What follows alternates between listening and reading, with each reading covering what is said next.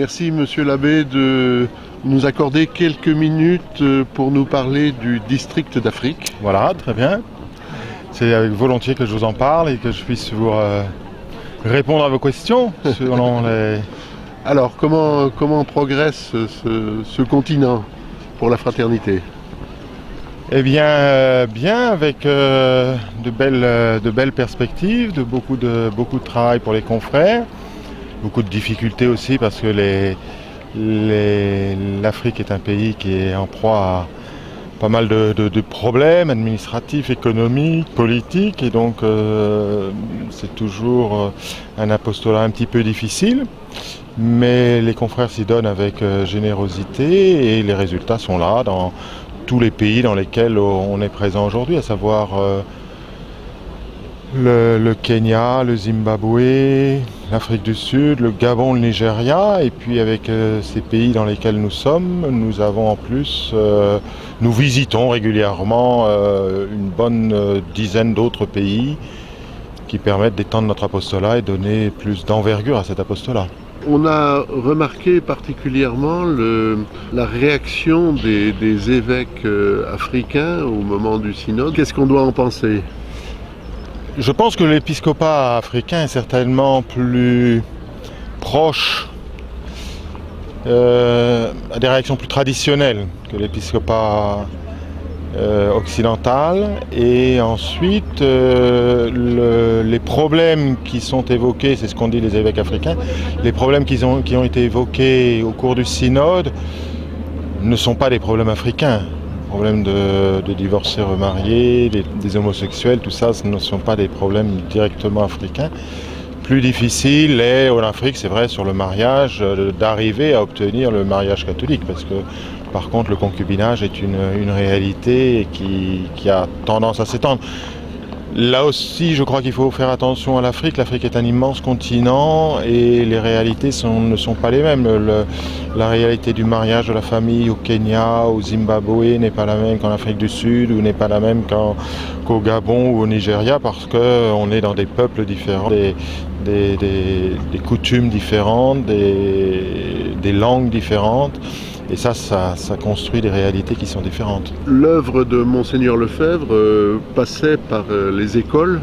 Eh bien, on continue, on essaye de développer ces écoles. Et actuellement, on a un grand collège au Gabon que l'on essaye d'agrandir. On essaye de chercher l'argent et de trouver l'argent pour pouvoir agrandir ce collège qui permettrait d'ouvrir des classes supplémentaires, d'installer comme il faut tout l'enseignement et en même temps nous permettrait d'ouvrir un foyer qui nous permettrait d'accueillir une cinquantaine de personnes. Et puis nous avons un collège en Afrique du Sud. Là aussi nous construisons des salles de classe parce que depuis 2 ans il y a une augmentation des élèves. Donc il nous faut construire 6 à 10 salles de classe dans les 3 ou 4 ans qui viennent.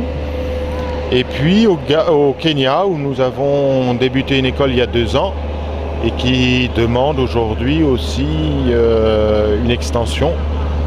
Et donc nous avons commencé à construire le bâtiment qui permettrait d'accueillir une dizaine de salles de classe supplémentaires. Et puis après, il restera une deuxième phase pour y construire des logements et des salles de classe supplémentaires. Donc ce sont les 3 grands projets aujourd'hui que nous avons dans les écoles.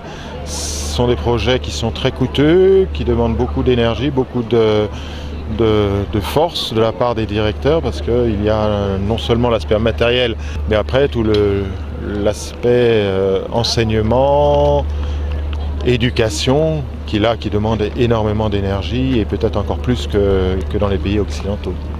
Les niveaux de vie dans les différents pays d'Afrique sont très différents d'un pays à l'autre. Donc les besoins sont très différents. Les niveaux de vie matériels, non, sont semblables. Vous avez des populations très pauvres, des populations moyennes, une classe moyenne qui commence à s'établir sérieusement, et puis une petite élite très riche. Et ça, c'est une constante qu'on retrouve dans tous les pays d'Afrique. Nous, nos fidèles viennent de cette classe moyenne ou de cette classe pauvre qui a tout juste quelquefois les moyens de vivre et de vivre décemment. Et Et ça, c'est une constance, une règle habituelle en Afrique. Oui. Est-ce qu'on peut dire que la tradition progresse en Afrique ou... L'Africain est par définition traditionnel, donc tout ce qui touche ensuite, c'est quelqu'un qui a un grand sens de Dieu, du sacré, et donc on attire beaucoup les fidèles par la liturgie traditionnelle, la grandeur et la beauté de la liturgie traditionnelle, les belles cérémonies, et ça c'est un puissant moyen. Et puis, comme c'est quelqu'un qui a le sens de Dieu, il a le sens de la vie spirituelle, le souci de son âme, la crainte de la vie éternelle, et c'est nécessaire qu'il y ait un suivi, et c'est là où il y a un travail qui est relativement facile à faire. Malheureusement, le monde moderne vient avec, et le monde occidental vient avec tout son lot de perversions et détruit petit à petit dans les couches les plus jeunes cet esprit traditionnel, cet esprit catholique, cet esprit, ce sens du sacré, et les années à venir risquent d'être plus difficiles qu'elles ne sont aujourd'hui. Ah bon? Dans la mesure où il sera plus difficile, comme ici, de toucher une jeunesse qui n'aura pas connu du tout la messe traditionnelle. Aujourd'hui, vous avez encore toute une population en Afrique qui se souvient de l'ancienne messe, de l'ancienne liturgie, comment c'était auparavant, et voilà, et ça a tendance à disparaître parce que la crise religieuse continue à s'étendre, quoi, hein. Combien êtes-vous de prêtres sur le continent? Alors on est une vingtaine de prêtres sur le continent. Et on s'occupe, on est une vingtaine de prêtres pour tous les pays que je vous ai cités, toutes les missions, et ça fait peu. Les ouvriers sont peu nombreux, quoi. Et vous êtes aidé par des frères et des communautés religieuses? Alors il y a quelques frères, bien sûr, qui nous aident. Au Gabon, nous avons 2 frères gabonais qui sont là qui aident bien à l'apostolat. Nous avons cette année reçu un frère français qui va aller au Kenya. Et puis les communautés religieuses, nous avons les sœurs de la fraternité Saint-Pédis au Gabon, à Libreville, qui sont installées depuis très longtemps, plus d'une vingtaine d'années. Et puis au Kenya, depuis quelques années, a été fondée une société de religieuses actives, qui est destiné particulièrement aux missions et qui, c'est un petit noyau aujourd'hui, mais qui se développe bien, avec à la fois des jeunes filles qui viennent de France, d'Australie, d'Amérique ou de Suisse, et puis d'autres qui viennent des pays africains. Donc ça fait des communautés mixtes là qui sont encourageantes et qui, je pense, produiront d'ici quelques années de beaux fruits d'apostolat. Oui. Vous parlez encore de mission, de missionnaires, mais on dit que l'Europe est devenue un pays de mission pour le... Ouais, les besoins sont immenses partout, et on n'aura jamais, de toute façon, suffisamment de missionnaires, tant en Europe qu'en Afrique. Je pense que de fait, malheureusement, l'Europe est un pays de mission aujourd'hui, et il faut arriver à ce qu'il y ait de plus en plus de jeunes gens qui se donnent au sacerdoce, qui se donnent à la vie religieuse pour permettre la réévangélisation de ce vieux continent et l'évangélisation, continuer à évangéliser les nouveaux continents, les jeunes continents. Oui. Donc la lutte n'est pas contre l'Église existante, diocésaine, mais... plutôt contre l'indifférentisme. On lutte nécessairement contre les erreurs modernes. C'est et la plupart de nos fidèles viennent dans un premier temps parce qu'ils réagissent à ces changements liturgiques, changements théologiques dans l'Église depuis une cinquantaine d'années, donc ils nous rejoignent à ce niveau-là.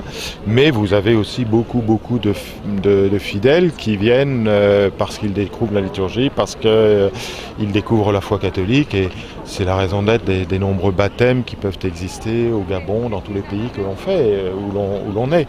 On a vraiment les deux sources en quelque sorte d'approvisionnement de nos chapelles, c'est ça, c'est à la fois des fidèles qui sont scandalisés par ce qui se passe dans leurs propres églises, et puis des fidèles qui viennent parce qu'ils découvrent la foi catholique. Alors qu'est-ce que peuvent faire les fidèles de France persévérer aider. déjà dans leur combat, parce que plus ils persévèrent, mieux ils auront, ils nous donneront les moyens à nous-mêmes de persévérer.